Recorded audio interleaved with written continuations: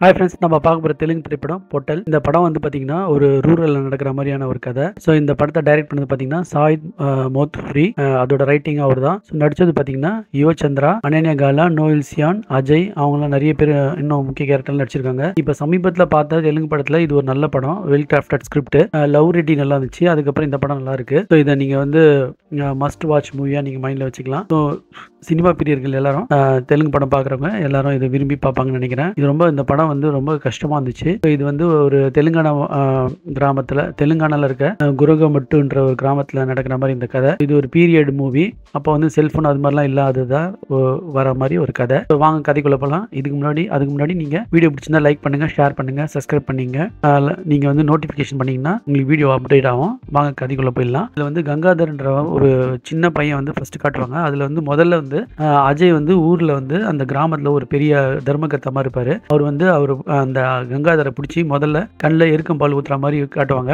அதுல இருந்து தப்சினி வருவாரு. அது தப்சினி எங்க போறாருன்றத வந்து படம் வந்து கதையை காட்டுவாங்க. இப்ப கதை ஆரம்பிக்கும் போது பாத்தீங்கன்னா இவன் சின்ன பையனா இருப்பான் கங்காதர். வந்து அவனுக்கு வந்து பள்ளியில வந்து படிக்கணும்னு ஆசை வரும். ஆனா அந்த ஊர்ல வந்து அந்த வாத்தியாரம் சேர்த்துக்க மாட்டாரு. அந்த சமூகத்தினரும் அவங்கள மேல் ஜாதி சமூகத்தினர் சேர்த்துக்க மாட்டாங்க. இந்த வருஷத்துல வந்து பாத்தீங்கன்னா ஜாதி அடிப்படையா நிறைய படங்கள் வந்தது.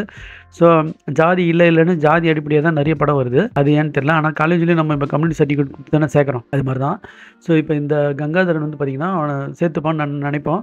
சேர்த்துக்க மாட்டாங்க. அவங்க அப்பாவையும் இந்த அஜய் வந்து இந்த தர்மகர்த்தா வந்து அடித்து சாவடிச்சிருவான். ஸோ இவன் அப்படியே பள்ளியில் படிப்பு அறிவு இல்லாமல் போயிடுவான். அப்புறம் வந்து பார்த்திங்கன்னா இவன் கூட வந்து ஒரு லேடி வந்து வழக்கமாக லவ் பண்ணுற சீன்லாம் வரும்.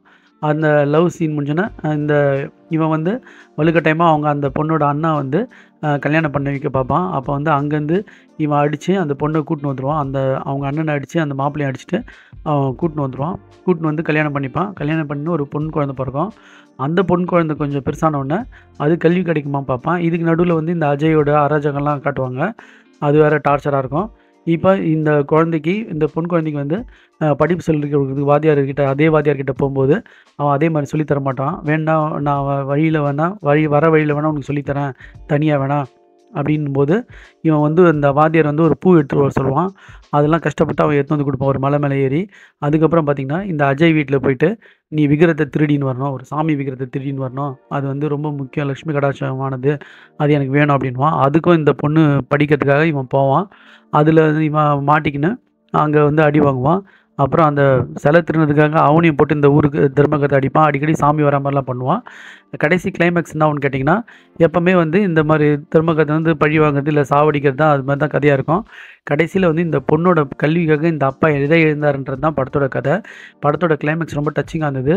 இந்த அஜய்கம் வந்து அவர் மனம் மாற வைக்கிறது கிளைமேக்ஸோட பக்கா சீனு. இந்த படம் வந்து ரொம்ப நல்லா இருந்துச்சு. ஸோ இந்த யுவச்சந்திரா கிருஷ்ணா வந்து ரொம்ப நல்லா நடிச்சிருந்தார். ஸோ இந்த படம் வந்து must watch movie friends. Ananya Nagalla ஹீரோயினாக நடித்தவங்களும் நல்லா நடிச்சிருந்தாங்க. பிரியா சர்மான்றவங்களும் நல்லா நடிச்சிருந்தாங்க. அந்த அஜய் வீட்டில் இருப்பாங்க. ஸோ இப்போ பார்த்த தெலுங்கு படத்தில் லவ் ரெட்டிக்கு அப்புறம் இந்த படம் வந்து ஒரு மஸ்ட் வாட்ச் படம் சொல்லலாம். ஸோ நீங்கள் பார்க்குறவங்க பார்த்து என்ஜாய் பண்ணுங்கள். Thanks friends.